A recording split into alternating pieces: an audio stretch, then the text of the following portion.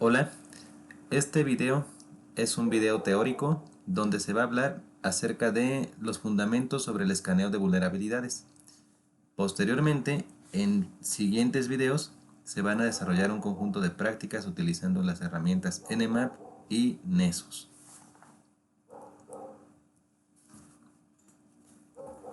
¿Qué es lo que se va a ver en el video de hoy? Es un video un poquito largo y, como les decía, teórico. Vamos a ver una pequeña introducción, algunos conocimientos previos o cuáles son los conocimientos previos que debemos tener para realizar la tarea de escaneo de vulnerabilidades. Se va a hacer la definición y tipos de escaneo de vulnerabilidades, cuáles son los efectos colaterales y las etapas y los resultados de un escaneo de vulnerabilidades. Vamos a ver casos de uso, ejemplos reales en los que se usa o en los que se aplica el escaneo de vulnerabilidades. Vamos a ver el escaneo de vulnerabilidades desde una perspectiva de seguridad defensiva, es decir, desde la perspectiva de quien es el administrador de seguridad.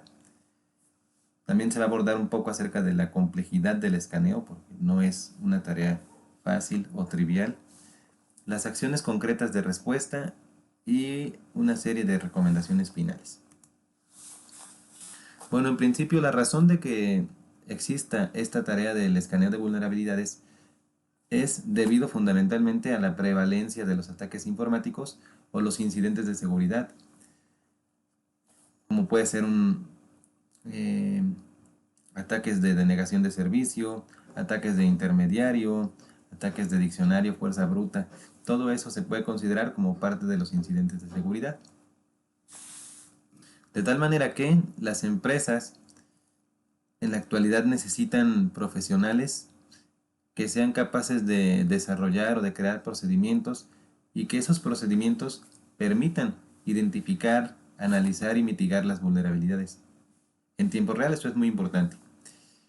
Y con todo ese conocimiento acumulado, posteriormente poder elaborar un plan de mitigación y respuesta a incidentes de seguridad. Es decir, cuáles son el conjunto de acciones que tendríamos que hacer para mitigar esas vulnerabilidades que fueron descubiertas con anterioridad. Conocimientos previos que son necesarios para realizar el escaneo de vulnerabilidades. De manera general se requieren conocimientos en redes.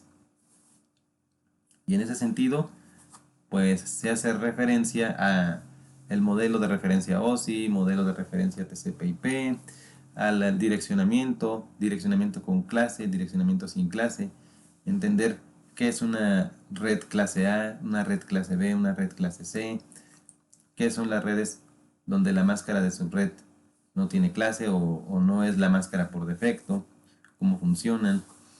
Muy importante también conocer los protocolos y los servicios de red, cómo funcionan esos protocolos y esos servicios, conocer también los puertos sobre los cuales operan esos servicios, para también, en función de eso, saber si son o no son vulnerables.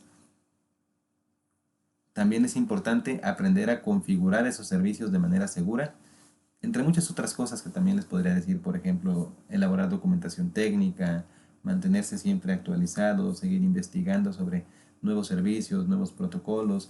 A lo mejor otra recomendación importante podría ser estar suscrito a una lista o a un boletín donde se publiquen vulnerabilidades constantemente. En fin, acciones de este tipo. Vamos a ver de manera general qué es lo que se considera una vulnerabilidad. Se considera una vulnerabilidad a cualquier debilidad presente en los sistemas o en los dispositivos, y que esa vulnerabilidad sea susceptible de ser explotada para eventualmente materializar un ataque.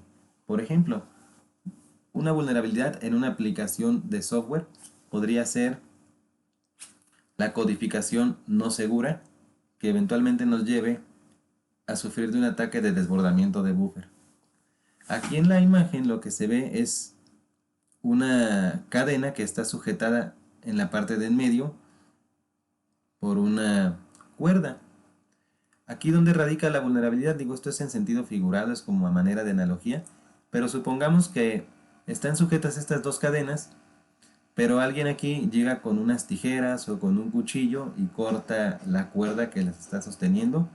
Pues entonces la vulnerabilidad viene a ser precisamente esta cuerda, y ya la manera de explotarla es tomando las tijeras y cortando esa cuerda. Esa vendría a ser ya la materialización del ataque.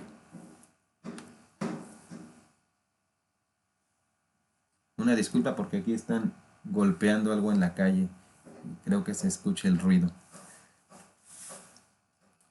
Bueno, los tipos de escaneo de vulnerabilidades. Primero vamos a ver qué es un escaneo de vulnerabilidades.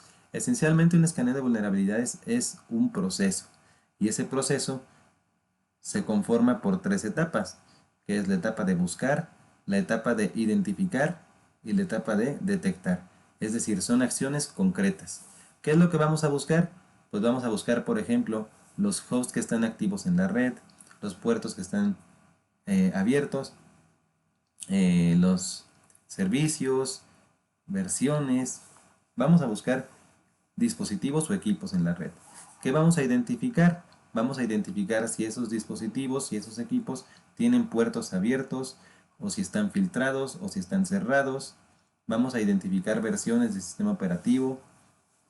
Vamos a identificar también, por ejemplo, versiones de aplicaciones de software que están o que se están ejecutando sobre esos puertos que se identificaron previamente. Y con todo ello vamos a detectar si es posible explotar alguna vulnerabilidad, ¿no? De manera general, los escaneos se clasifican como escaneo de vulnerabilidades interno, que es aquel en donde se considera desde la perspectiva de un atacante. Un atacante que puede ser alguien desde dentro de la organización, o de manera general alguien que tiene acceso a la red corporativa y que sabe o que conoce el direccionamiento IP de dicha red. Esto es un escaneo de vulnerabilidades interno. Por el contrario, el escaneo de vulnerabilidades externo hace referencia a la identificación de lagunas de seguridad, es decir, las brechas, los huecos de seguridad desde la perspectiva de un atacante. Acá ya no es alguien que está interno en la empresa, sino un atacante que opera desde fuera de la red, que por lo tanto opera desde Internet y hace uso de las direcciones IP públicas. ¿Cuáles son los componentes sobre los cuales se centra un escaneo de vulnerabilidades? Pues son dispositivos clientes, dispositivos servidores, dispositivos activos de redes, switches, ruteadores, puntos de acceso inalámbricos, servicios, FTP, HTTP, DNS, Samba, aplicaciones concretas como Apache o Internet Information Services, o no sé, FileZilla FTP, y algunos recursos compartidos, ¿no? Recursos compartidos que se tengan en la red.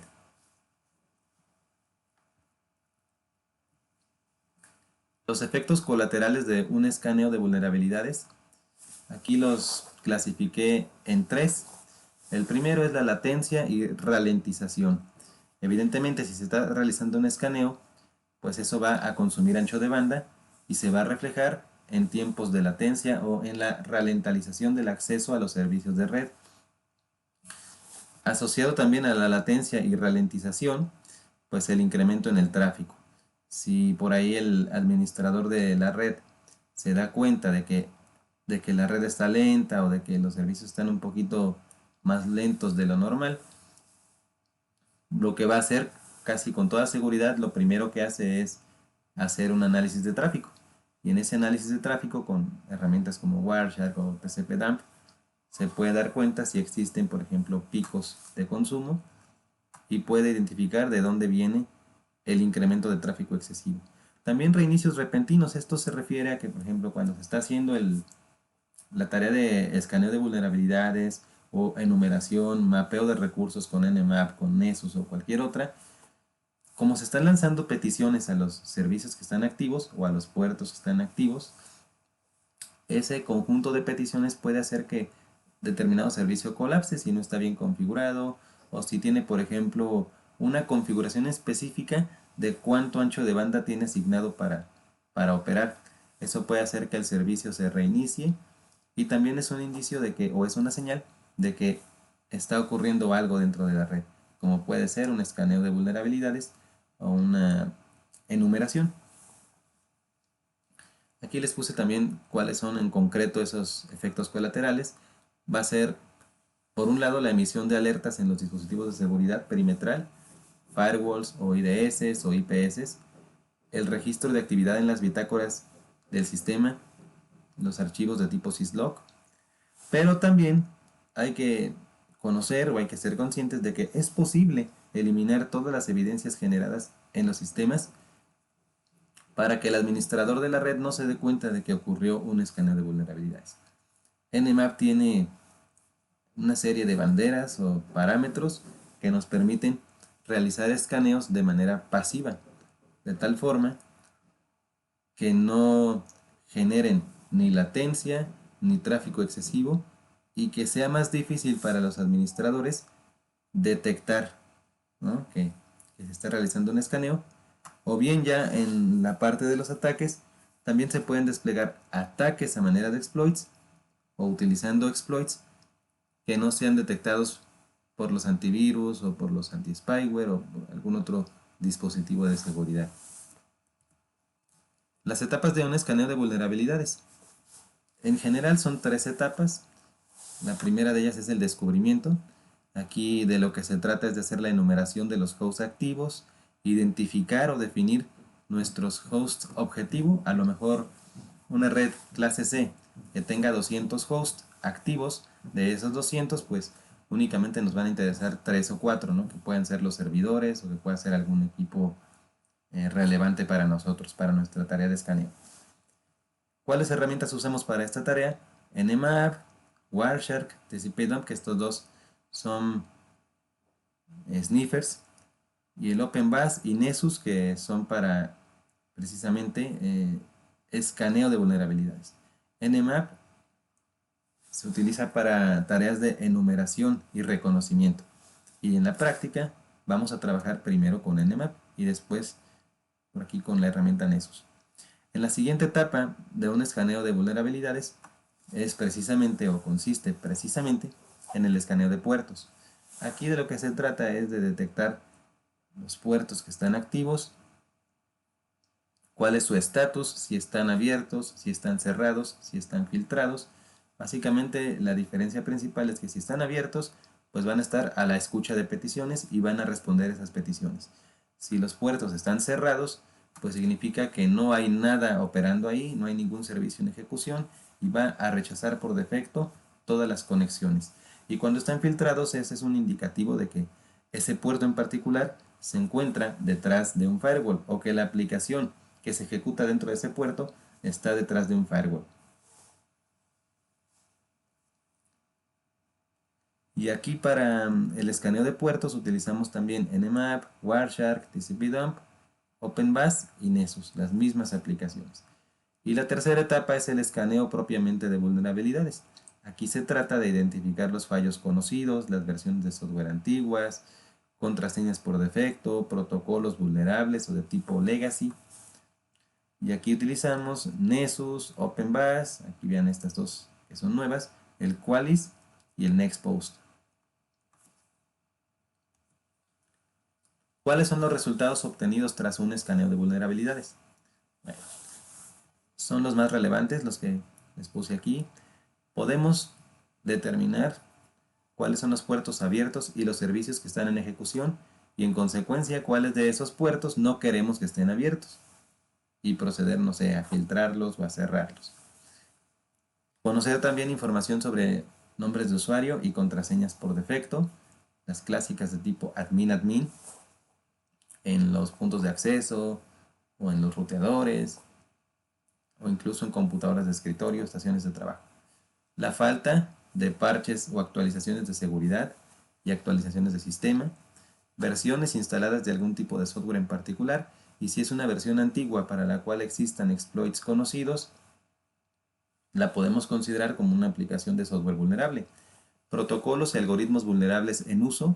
Protocolos vulnerables, por ejemplo, como el RDP, que es para conexiones de escritorio remoto utilizado en sistemas Windows. Y algoritmos vulnerables puede ser, por ejemplo, en el ámbito de las redes inalámbricas, si estuviéramos usando, por ejemplo, el web en lugar de WPA. Información útil para una posible explotación de vulnerabilidades. Pues esto digamos que es el resultado de todo lo anterior, ¿no? Si somos capaces de interpretar, de integrar toda la información previamente obtenida, pues ya estaríamos en condiciones de explotar una determinada vulnerabilidad, ¿no? Porque ya tenemos precisamente la información suficiente para ello. Casos de uso. Vamos a ver 5 casos de uso en particular. El primero de ellos es este. Aquí, como pueden observar, tenemos un diagrama de red en donde básicamente tenemos una zona desmilitarizada sobre la cual están implementados dos servidores, un servidor web y un servidor de correo. ¿Dónde está la vulnerabilidad aquí? Si observan, yo les puse que el puerto 22, que es el servicio de SSH para conexiones remotas de forma segura, se encuentra habilitado tanto en el servidor web como en el servidor de correo. ¿Y por qué se considera vulnerable un escenario así? Pues porque de entrada, por buena práctica o me atrevo a decir por regla general, los servidores que se encuentran disponibles a través de Internet, esto es, los servidores que son públicos y que están en una DMZ, no deben tener habilitado el acceso remoto a través de SSH. La página web, el servidor de correo de la empresa, no deberían tener el puerto 22 habilitado, no deberían aceptar conexiones remotas desde una consola, por ejemplo, desde una línea de comandos. Esa es la vulnerabilidad. Que al ser servidores que se encuentran disponibles de manera pública, no deben permitir conexiones remotas. Otro escenario más es, por ejemplo, cuando el escáner de vulnerabilidades detecta una interfaz o un formulario de inicio de sesión con un campo de nombre de usuario, login y contraseña o password, puede intentar desplegar un ataque de fuerza bruta a partir de una base de datos de contraseñas y usuarios estándar o contraseñas y usuarios comunes para tratar de vulnerar esa seguridad a nivel de autenticación.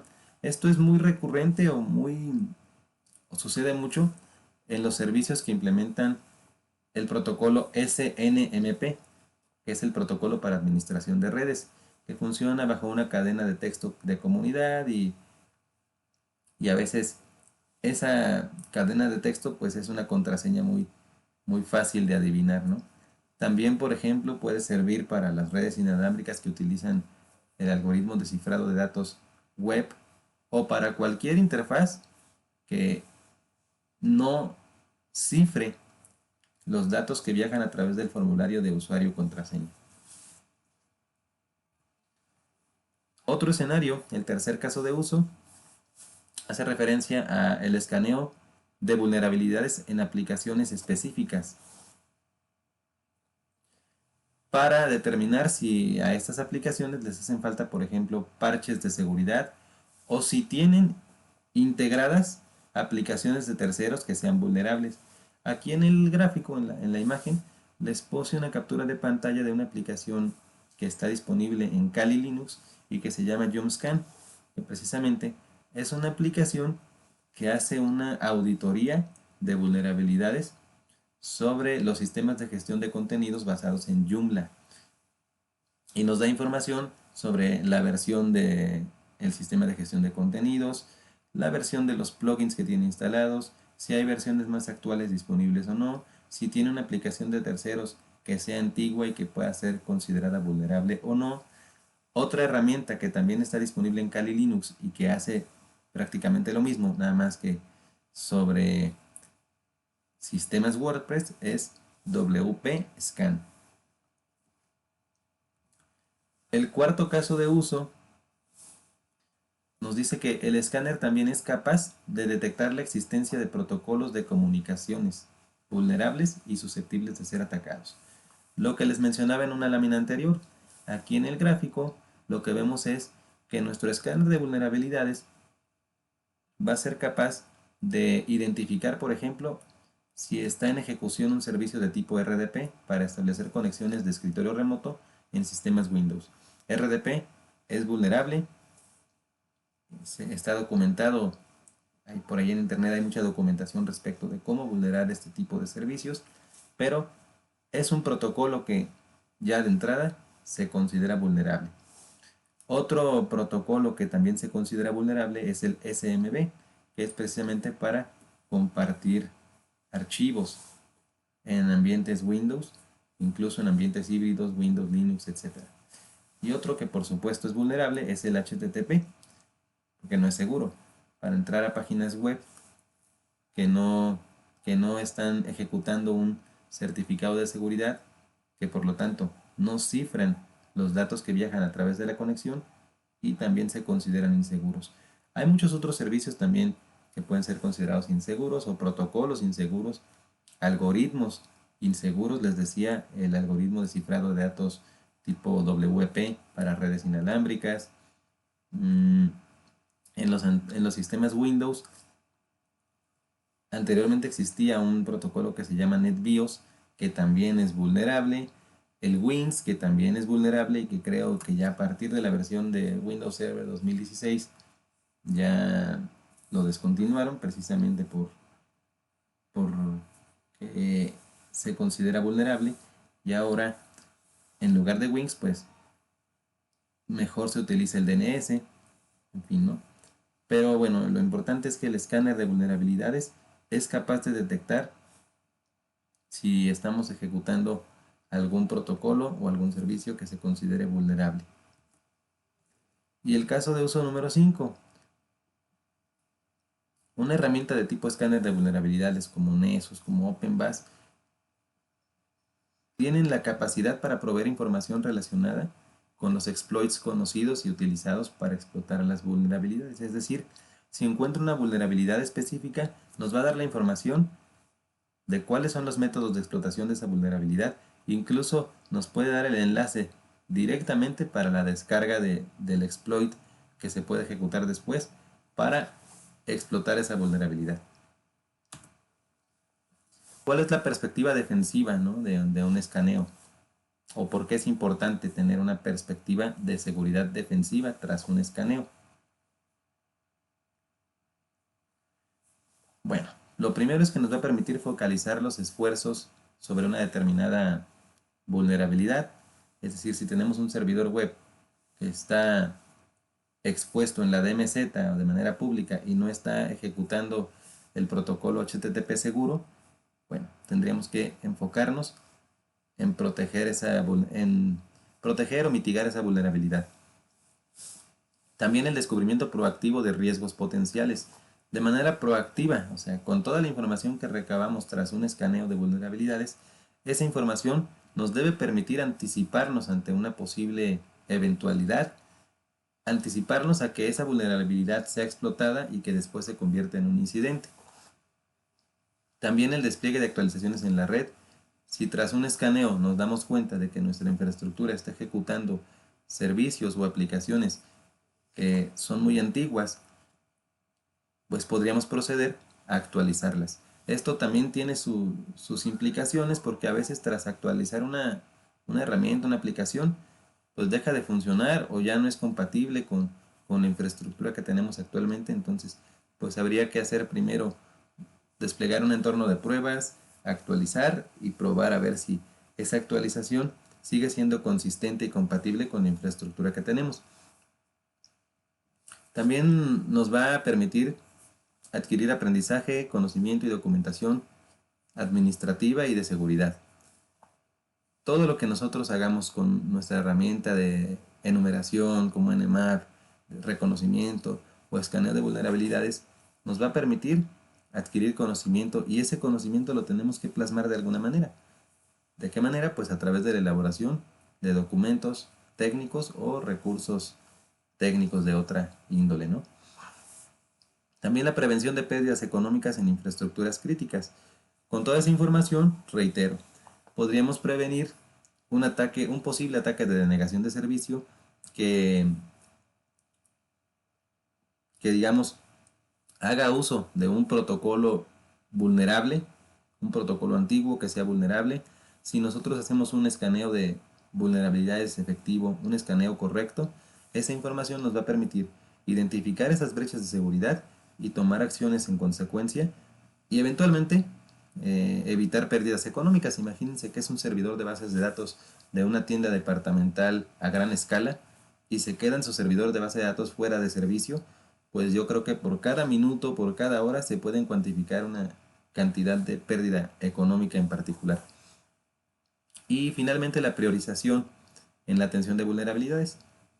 Vamos a darle prioridad a aquellas que sean de más alto riesgo o que sea de mayor urgencia poderlas atender. La complejidad del escaneo. La tarea de escaneo de vulnerabilidades no es tan sencilla, no es tan trivial. Aquí la parte de complejidad la quise abordar desde tres perspectivas diferentes. La primera, que tiene que ver con el ámbito del escaneo, es decir, determinar cuál es el objetivo del escaneo. Por ejemplo, puede ser una aplicación de software específica, un sistema operativo en específico o un dispositivo de hardware específico. El segundo enfoque o la segunda perspectiva tiene que ver con la arquitectura de la red.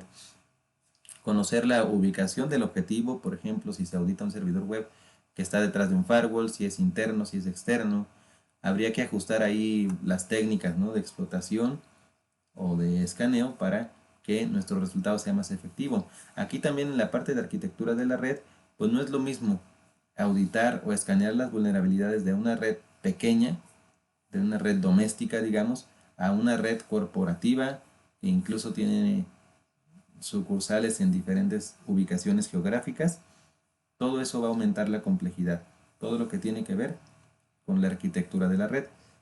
Y el tercer enfoque, la tercera perspectiva es referente al acceso a la red, es decir, que podamos garantizar que un determinado dispositivo desde el cual se realiza el escaneo no se encuentra baneado, no se encuentra bloqueado por algún tipo de servicio tipo blacklist o las listas negras, baneado por una blacklist o bloqueado por una lista de control de acceso o segmentado a través de VLANs o que tenga o que requiera acceso a través de una VPN. Esto también, al igual que el anterior, tiene que ver o tiene relevancia principalmente en redes de gran tamaño. ¿Cuáles son las acciones concretas de respuesta? Bueno, la acción concreta o el resultado final debe ser un plan de respuesta a incidentes. Y ese plan de respuesta a incidentes, como acciones concretas, puede contener, entre muchas otras, cerrar los puertos y deshabilitar los servicios que no sean necesarios, cambiar las contraseñas débiles por contraseñas más robustas, incluso cambiar los usuarios por defecto por usuarios personalizados más robustos, desinstalar o actualizar versiones de software antiguas. Esto, por supuesto, hay que tener, como decía, la previsión de hacer un entorno de pruebas primero para garantizar que no por una actualización va a dejar de funcionar el servicio, en cuyo caso pues también habría que analizar, ¿no?, qué es lo que más nos conviene hacer. Deshabilitar protocolos antiguos o de tipo legacy, lo que les decía, el RDP, el NetBIOS, el WINS, esos protocolos hay que deshabilitarlos si estuviesen activos. Y utilizar algoritmos y mecanismos de autenticación robustos. Por ejemplo, como mecanismo de autenticación, pensaría yo en implementar un sistema de tipo Radius o Diameter, ¿no? Y como algoritmos más robustos, pues lo que decíamos, en lugar de utilizar WP para conexiones inalámbricas, utilizar WPA o WPA2. En lugar de utilizar MD5, utilizar SHA-2 para garantizar la integridad. En lugar de utilizar HTTP, pues utilizar HTTPS. En lugar de FTP, FTPS. En lugar de SNMP versión 1 o versión 2, utilizar la versión 3 que permite cifrado y que permite asignar usuario y contraseña para la comunidad de dispositivos SNMP. En fin, son una serie de acciones concretas que se pueden usar, que se pueden hacer tras un análisis de vulnerabilidades. ¿Y cuáles son las recomendaciones finales ya para terminar con la presentación? Primero, conformar un equipo de trabajo con diferentes áreas responsables. Esto es muy importante porque desafortunadamente en la mayoría de las infraestructuras de las organizaciones, todo ese trabajo de seguridad, de administración de redes, de todo, lo hace una persona o dos personas. En empresas que son un poco más formales, un poco más serias, que tienen recursos y tienen personal suficiente, Pues una parte puede ser el área como tal de redes, infraestructura. Otra como tal la parte de seguridad. Y ahí dentro de seguridad podemos subdividir en seguridad física, seguridad lógica, seguridad en aplicaciones, en fin. Lo importante es conformar un equipo de trabajo con la suficiente cantidad de personas y que estas personas tengan las habilidades y los conocimientos adecuados. Y dividir el trabajo.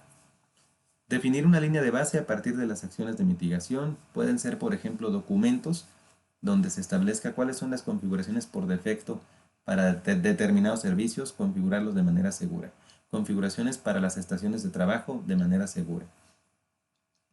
Elaborar documentación de todo el proceso, esto es muy importante, por eso lo puse aquí en negritas, porque si no se documenta, si dejamos todo para nuestra memoria, eventualmente se nos va a olvidar. También otra recomendación es optimizar las políticas en función de las acciones de mitigación. Es decir, si nosotros detectamos que en nuestro entorno existen contraseñas vulnerables, pues habría que definir una política de gestión de contraseñas en donde se establezca una longitud mínima, si va a requerir caracteres, números, alfanumérico y todo eso, periodicidad para los cambios, vigencia, expiración. Es decir, toda una política en torno a la gestión de contraseñas de manera segura, derivado del escaneo de vulnerabilidades. Evaluar las acciones de mitigación en un entorno de pruebas antes de pasarlas a producción. Lo que les decía, ¿no? Antes de hacer algún cambio, sobre todo a nivel de actualizaciones de software, habría que probar dichas actualizaciones para ver si siguen siendo compatibles, si no tiene problemas de fiabilidad o de operatividad. Y asegurarse también, por último, de disponer de todos los elementos dependientes o complementarios, software de terceros, dispositivos de hardware, dependencias para que funcionen ciertas aplicaciones o servicios, librerías, en fin. Y bueno, con eso terminamos esta presentación, donde pues a grandes rasgos eh, se ha dado una pequeña introducción a todo este concepto de escaneo de vulnerabilidades. Les reitero, si les gusta el contenido, pues pónganle un like o tienen aquí mi correo. Si quieren consultarme algo, si algo no quedó claro, si hay algún tipo de video que les interese que se publique, pues me pueden contactar aquí para cualquier comentario o aclaración. Muchas gracias